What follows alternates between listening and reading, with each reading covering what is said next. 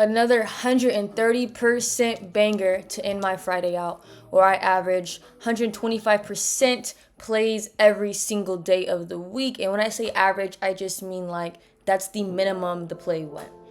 Okay, I had plays go 200%, one play went 500%, 185, 150%, XYZ. But Friday, 130% play, I called in my chat after not taking two other plays that also went 100%.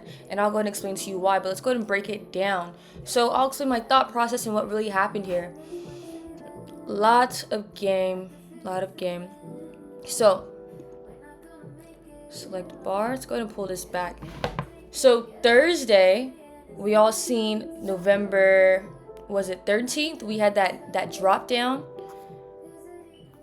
We lost about 1% on SPX, almost 2% on SPY and QQQ. And then we also gapped down overnight, Thursday overnight into Friday. And who knew about that gap down? I did, because my setup and my signal and my system let me know we were going to gap down overnight on SPX. And if SPX gaps down, let's just expect the other indices to follow. And that's what happened. Did break this down in my chat as well. On Thursday, the last 30 minutes of market open.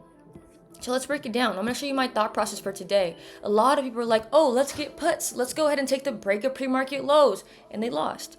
All right. So let's go to that 1 hour time frame. As you can see on that 1 hour, that looks like a bear flag to me. Like we're bound to go back up and essentially clear pre-market highs. That was pretty easy. The 5 a.m. session on the 60-minute time frame, I am in California. The market opens at 6:30 a.m. for me. So the 5 a.m. session, we have a fell directional to the downside, also known as a pin bar. Pin bar signal what? Changes in direction. Okay. So off of this alone, I could have took a 2-2 reversal play off a failed directional. Okay, now the thing with this candle is the 6 a.m. session, I only have access to 30 minutes of it as the market opens at 6:30 a.m. Okay, so let's just break down my thought process. I just come here and I just do analysis. Look at that 65-minute fell direction. Look at that 90-minute 3-bar up. That's very much a sign we're going to go ahead and be bullish. 45-minute, two down again. But let's go ahead and just break it down. 30-minute, we had an inside bar. 15-minute, we had a 6-bar. So let's go to that first live. Boom. So that first live on the 15-minute time frame, we could have entered right here when this first live 15 went 2 down, but failed to go anywhere, and we immediately traced back up and went outside. When it went outside, we had room for entry, because when it goes outside, that's volatility right there. I'll show you on the 10-minute time frame. Boom. Again, when we went outside, we had movement to run. Pretty strong move right there. Let's go to the 30-minute time frame again. We have 213 on board. We went 2 down first. That failed. You see we had a very small wick here, and we pushed absolutely up. Entry could have been this high right here at 233.98. Boom, on the 30-minute time frame for that 1-3 break up, because once we broke outside, volatility. All right, on the 15-minute time frame, it's the same thing. 233.98. 10-minute time frame, same thing. And then the 5-minute time frame, again the same thing. This is where I caught a contract for $35. It ended up going to $150 as far as I seen. It probably touched about $200 at the day's high. But I took my profits at about 80% before 7 a.m. because I knew we were going to have a pullback before the first live session, okay? Let's go back to that 60, and you see we have a failed direction on a strong 60 candle. Strong 60 theory can come in play here. The minute price goes ahead and goes right here, we can take that strong 60 theory and get a 2-2 continuation run, all right? That's a thought. But my setup hit way more because, one, I used an unorthodox time frame, and two, I had set up continuity across multiple tickers, those tickers being SPY and QQQ, and of course SPX. It also had a call signal on board. But SPY and QQQ first triggered spot QQQ, and it had some pullback. All right. And so in that pullback, I knew IWM would have some pullback, and then triggered SPY. SPY then too went directional on that 7 a.m. 60 bar, first live 60, and had some pullback. Okay.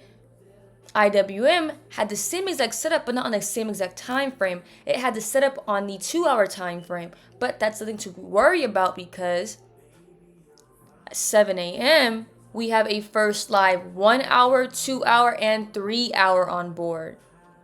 Okay, we have multiple time frames coming on board at this time. So SPY and QQQ was the 1 hour 7 a.m. session.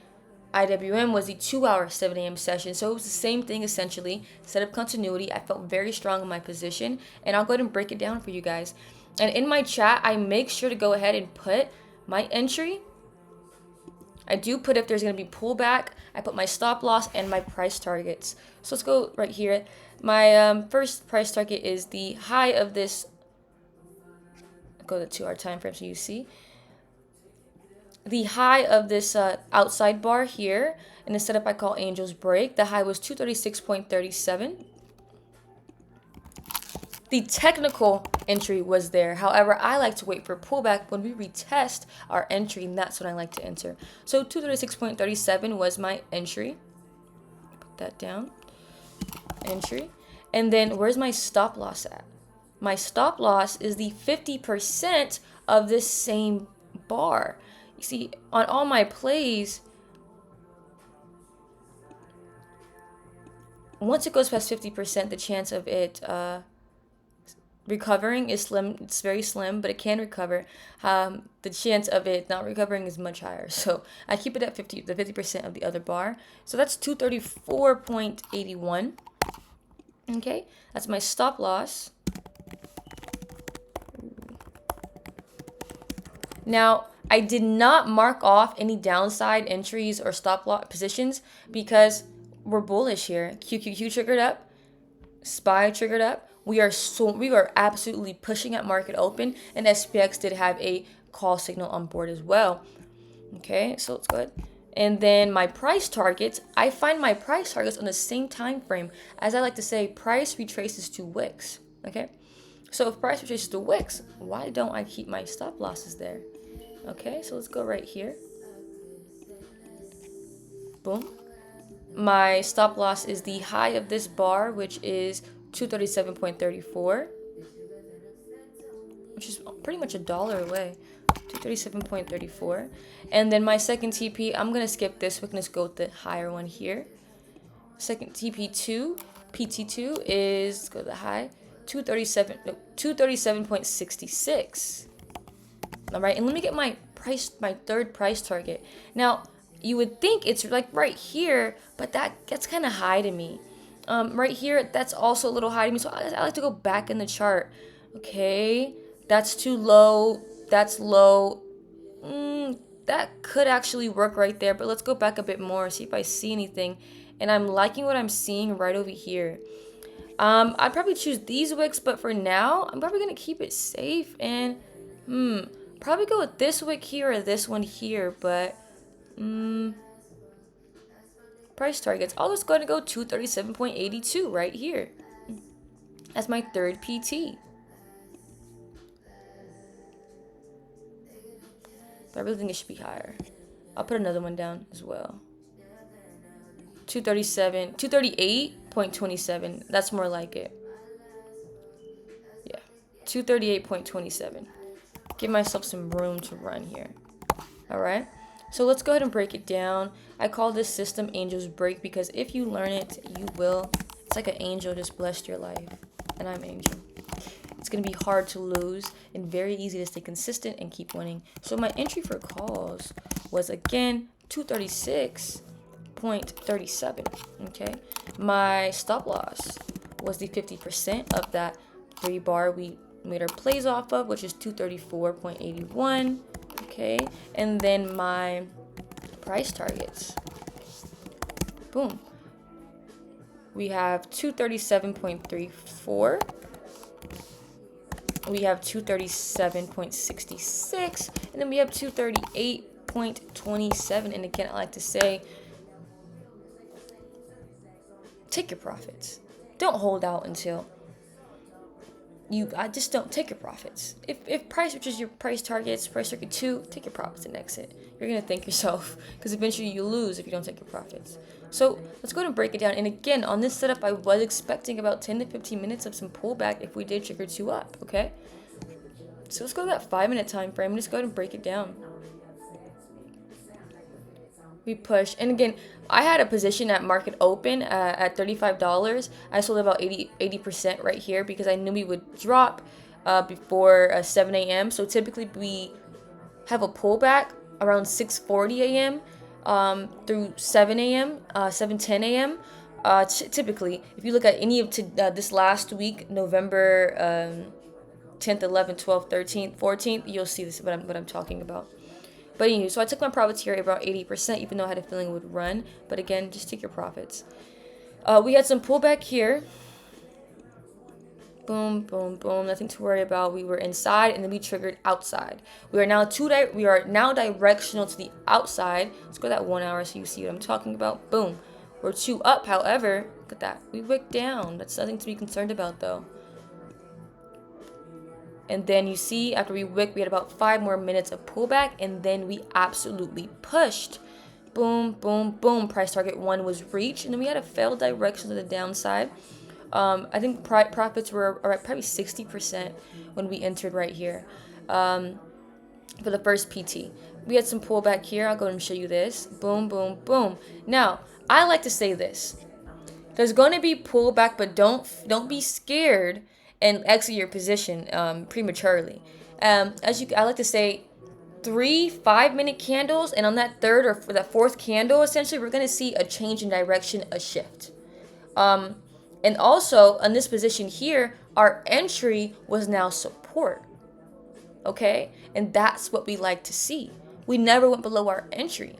Okay? Which is very good. We're now supported at this level, which means I want to see more upside anyways. And so at this point, I only had runners left, about 20-25 runners, and that's how I really go ahead and just see my contracts did touch 100, 120, 130%. So we have that failed direction to the downside right here, also called the pin bar, where we see a change in direction. Boom, we changed direction. Let's go back up. Boom. Okay, back at TP1. Boom. TP2 has been reached, I believe. Yes, we have reached TP2, and let's just keep going.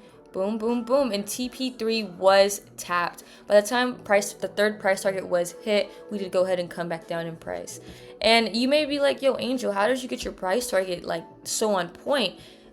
I looked back in the chart, and other people might think I looked back too much, but price retraces to the funny looking wicks. We have to make sense of certain things. If price range matters, price range matters. That's very important, okay? So yeah, this ended up clearing about 130%, not including my first trade, which probably did like 300 and something percent, but I took 80 and I was happy with my day. And that's pretty simple right there. And again, what made this setup so A+ was, one, it was my main system, my main setup, Angel's Break, and I also had setup continuity across multiple tickers. IWM, QQQ, and SPY. QQQ triggered, SPY triggered. It was only predictable that IWM would trigger and do exactly what the other indices did. So there's that right there. If y'all have any questions, any comments, drop a comment below. Follow me on TikTok, Angels Creation, Instagram, Angels Creation, and then of course subscribe right here, and let's make some money. If you're interested in my Discord, go ahead and join the link in the description. And if you want a mentorship, I am doing mentorships. Drop a comment. I am not cheap though, because I'll have you completely fucking right in 3 classes. 3 75-minute calls. Information overload. If you lose, you're just not meant for trading. That's probably rude to say, but it's the truth. Anywho, again, closing out the week with 5 trades that all went above 125%, taking the same setup every single day across QQQ, IWM, and SPY, and SPX. They all won. So if you're interested in that, again, tap the link, join the Discord, and come learn to make money the easy way.